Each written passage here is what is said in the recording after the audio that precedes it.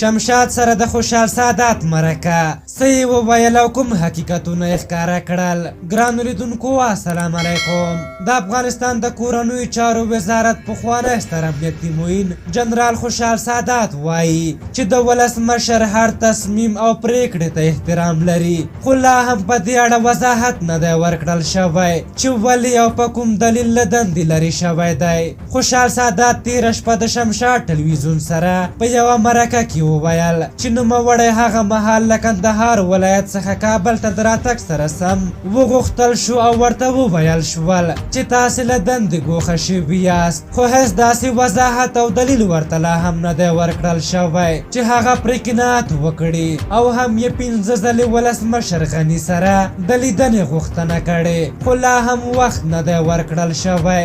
نوموړي هغه راپورونه هم رد کړل چې ګواکې د قیصاري په کور د عملیاتو په پایله کې هغه له دندې لرې شوی دی. د خوشحال سادات پر وینا د قیصاري په کور عملیات په بشپړه توګه قانوني و چې امر یې هم له حکومته ترلاسه کړی و. دغه راز هغه په نورو موضوعاتو هم وغږېد. خوشحال سادات ټینګار وکړ چې افغان امنیتي او دفاعي ځواکونه باید له سیاست څخه مکمل لرې پاتې شي، ځکه چې سیاسون تل په افغان پوځ کې لاسوهنه کوي او غواړي چې په پوځ کې د مقررولو او لرې کولو پر مهال لاسوهنه وکړي.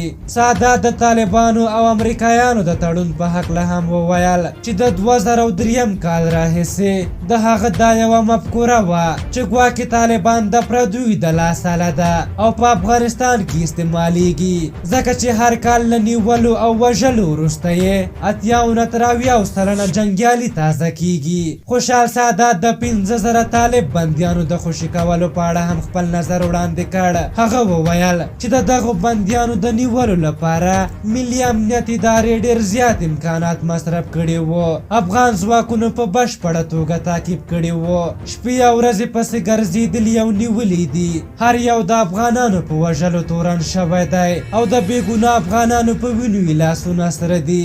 هغه وویل د طالبانو هېڅ داسې تضمین نشته چې ارام به پر خپل کور کینی. زه اطمینان لرم چې دغه طالب بندیان به د خوشي کېدلو وروسته بیا د جګړو میدان ته ولاړ شي او د دښمن کرښه به نوره هم قوي کړي. خوشحال سادات د مرکې په وروستۍ برخه کې افغان پوځ ته د پیغام په شکل وویل د طالبانو پر وړاندې باید افغان ځواکونه د هېواد په ټولو ولایتونو کې ودرېږي او د هېواد دفاع وکړي، ځکه موږ اوس یو پیاوړی قدرت لرو او په دې توګه باید د خپلې خاورې دفاع وکړو.